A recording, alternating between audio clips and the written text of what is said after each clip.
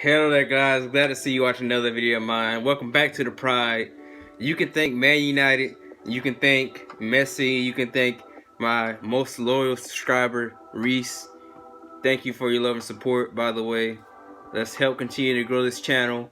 And let's try to build a culture here where we're free to express our opinions and disagree on some things, but be respectful. You know, I'm open to debate, even if you don't agree with my opinion. I want to hear your opinion, and let's just be respectful. We can debate. We're all adults, and at the end of the day, or most of us at least, at the end of the day, we're all Chelsea fans, right?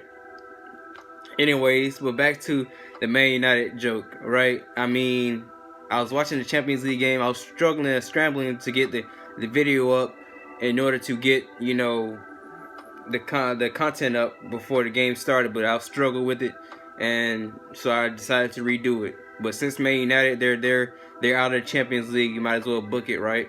Because a very rare David De Gea mistake for the second goal, and just Messi being Messi for the first one. Anyways, that's not what we're gonna discuss here, but Barcelona are going to feature in this video, predominantly because there have been links with us and Philippe Coutinho replacing Eden Hazard. Now this story has been replaced, or this story has been reported by Sport. There's not much context into the news article, but it did say that we have expressed interest in Philippe Coutinho because Eden Hazard, the chances of him leaving to Real Madrid are very likely. I would say the chances are 90 to 95% due to us not being in the top four, and just due to Zidane being there. He's being a big bully now because they're trying to get Paul Pogba and trying to get Eden Hazard away from us, right? Well, from United, Paul Pogba, but Eden Hazard for us. He's just taking all the French players, all the top players away from other teams. Like, it's crazy. It's crazy. But Philippe Coutinho has been one of the players that we've been linked with to replace Eden Hazard. They're similar in playing styles. Like, he doesn't play Philippe Coutinho. He doesn't play how he played at Liverpool because of the style of play is different, and he really isn't allowed to play the way he did at Liverpool, where he was just strictly focused on the offensive side, kind of like how Eden Hazard is now with the free roaming. No, not really many defensive responsibilities, and he kind of thrives in that when he was just allowed to focus on the attacking side and just slide into pockets in the half spaces, like kind of similar to Eden Hazard, just not on the same level as Eden Hazard. But I think I'm open to the idea of Philippe Coutinho coming to Chelsea to replace Eden Hazard if he were to leave. But I'm more focused on Icardi. That's the one player I would want to replace Eden Hazard, simply because of his finishing ability, and I mean, naturally that's just like a direct replacement. You know what I mean? A nice swap. And also it will get him for a bargain. I mean, it's been reports that their club are putting his value at 58 million. Now, the Barcelona president has come out and said that these stories are false. They have no intent of selling Philippe Coutinho, but it wouldn't be the first time a president has lied, right? I mean, I'm just saying, right? We've seen even with contracts, they don't mean anything nowadays. You know, when Luis Suarez, for example, just to stick to Barcelona, Luis Suarez, he signed an 8-year extension, right? He was supposed to stay at the Anfield for 8 years. He had the 8-year contract, which was baloney. All it did was up his value and up his price. Now, the Barcelona president has said that they've invested a lot of money in Philippe Coutinho, and that he's one for the future. He's a player that they really want to thrive at Barcelona because, like I said, they've invested a lot of money into him, and he's still young. He has room to grow. But there also have been reports that they plan on spending big in the summer, like up to 300 million. They already have the leak from Ajax, right? Already coming to Barcelona, and also been reports that they're trying to get Jovic, the young striker that's currently at Frankfurt on loan from Benfica. So you know, yeah, they do plan on spending big. So obviously, if you're gonna have players coming in, some has to come out. Some players have to go, right? So it's still open. You know, it's still. If I feel like if we throw the right number at him, the right price, I think maybe 70 million, top 75 million for him, which is real in my opinion, it would be a bargain because he still has room to grow, like I said, and I think his playing style suits Sarri's system because Sarri's system kind of relies a lot on technical ability and being able to play. Sarri's system relies heavily on players having a great technical ability, being able to make quick decisions on the ball. I mean, just look at Ruben Loftus-Cheek. He's greatly improved. He's greatly improved, even though, despite the fact that he's a tall player, like I say, he's graceful on the ball, and he's shown great improvements in his ability to make quick decisions, be quick on his feet. And I think when you look at players like Philippe Coutinho and Icardi, they excel at not only finishing and being and popping up in dangerous areas inside the box, but they're able to ability to beat a man one-on-one or beat one or two people with a couple dribbles, able to speed up the play.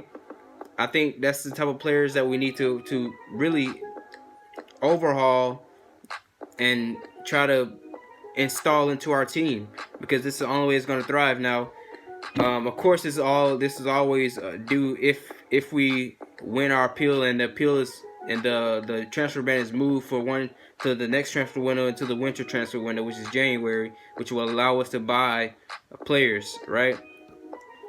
But it's just food for thought. Leave me your comments down below. Who do you feel like we should go for in the summer? I've already stated that I like Jovic. He's a young striker. I feel like he would be great in our system because his ability to drop in deep, kind of like Higuain a little bit. His movements is kind of similar to Higuain. How he can drop in deep and link up the play like that.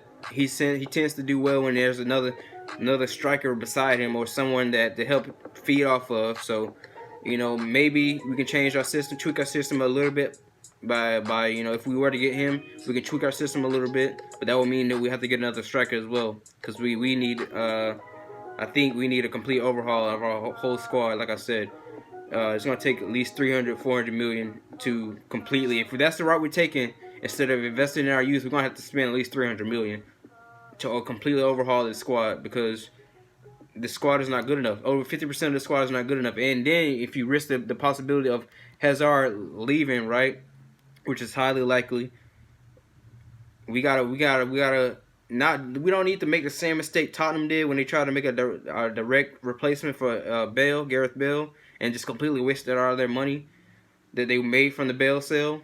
I think that we should just, you know, try to invest money into other positions. Like, we desperately need another left back and desperately need another right back to help with Aspie. Now, Reece James is somebody that can come back and, you know, instantly, I feel like he can instantly fight for first team place against Aspie, because he's been killing it at Wigan.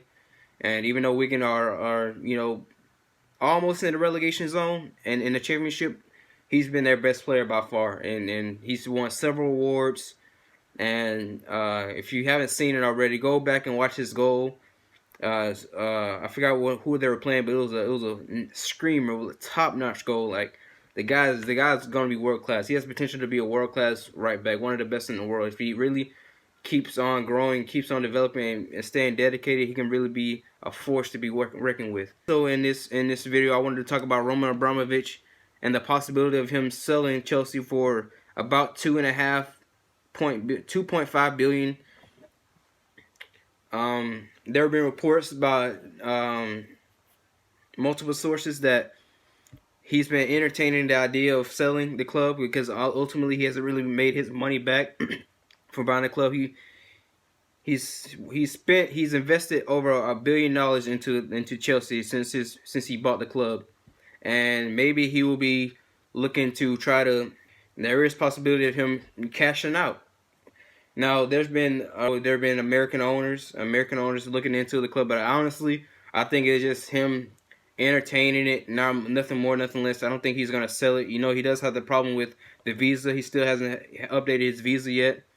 So that's going to be interesting to see if that has any effect on whether or not he decides to sell the club or not, because he can't even get into the country. So I mean, I've always said that if he's not going to fix the board situation where you got Marina Granovsky, who doesn't know shit about football, only thing she's good at is financing, and that's all. If that's all she does for the club, that's great. But when you need her to make a footballing decision on or scout talent, she has zero ability to do that. That's why I was screaming for like maybe Michael Ballack or hell, at this point, even Arsene Wenger, he knows more football than Miranda Garcia does, right? So I'm gonna get slated for that in the comments because he's an Arsenal. But let's forget about him being an Arsenal guy, right? He knows football more than Morena, and I think that we already lost out on Luis Campos, who looks like him alongside Antonio Conte is going to Roma, and they're gonna give him free license to make transfers and all that stuff. Like, Man United are getting destroyed right now. I just got a notification. I stopped watching the game because the game was over like 15 minutes in. But yeah, we need to get a football mind into the club, and if Roman doesn't see that, there's a problem at the structure of the club and how we don't have a philosophy. Like we've tried everything. We've tried to be a defensive minded team, a more pragmatic team. We've been a counter-attacking team. We've been a more adventurous team now with Mauricio Sarri, possession based. We tried all different styles, right? And yet all the managers that we picked have been fired within within 2 or 3 seasons, right? We brought Mourinho back for a second stint. And Antonio Conte, we never even really truly backed him up, but he was a defensive, pragmatic manager who's focused on the defensive side of the game and defensive tactics of the game. And then now Mauricio Sarri, who's more possession based, more of an attacking minded manager, and we're looking to replace him with Javi Garcia. Now I don't know why the board is looking at Javi Garcia. Maybe because there's been reports that mostly it's because he's a mild-mannered manager and he handles pressure quite well. But he's managing Watford. There's no pressure there. Like how is he going to react when the English media has an agenda against him and they're constantly slating him, looking at every little nitpicky thing that they can do, been making up stories, just trying to put pressure on Chelsea. You know how they are with Chelsea. When they get one story, they try to expand it and make it more than it is, and really trying to hammer the manager down, really put pressure on the manager. How does he react to that, right? So I just wish that the board, especially Marina Granovsky, can pick somebody, right, and back him up 100%, because she picked Mauricio Sarri. She paid Napoli, right? Well, she didn't directly pay Napoli. She made the big deal of getting Sarri to Chelsea, right? We paid him out of his contract at Napoli, and then now it seems like we're not backing him. And if he doesn't get top 4, he's gonna get sacked. Now, if he goes, the person who brought him here has to go, because it was her decision, right, to bring him here. So if he gets fired, he goes, she has to go as well. That's just my 2 cents. This is my opinion. Let me know in the comments how you feel about that. But that's gonna be the end of my video. This is just something to upload. I'm gonna be uploading more videos tomorrow. Probably we're be doing a live stream for our game against Slavia Prague. I really enjoyed that. I feel like I was able to be more free, and I didn't have to edit anything. It was just us really watching the game together and enjoying it. Even though we lost 2-0 against Liverpool, I enjoyed it. I knew that there was a slight chance of us winning, but Liverpool are title contenders. There's levels to this. It's time that people put more respect on Liverpool's name. They are a really good team, a more complete team than they have been in the past 3-4 years. Even when the slip happened, they weren't solid defensively, right? They had Alberto Moreno as left back then. He was shit, right? Anyways, subscribe if you're new, guys. Thank you for watching. and I'm out. Up the Chelsea.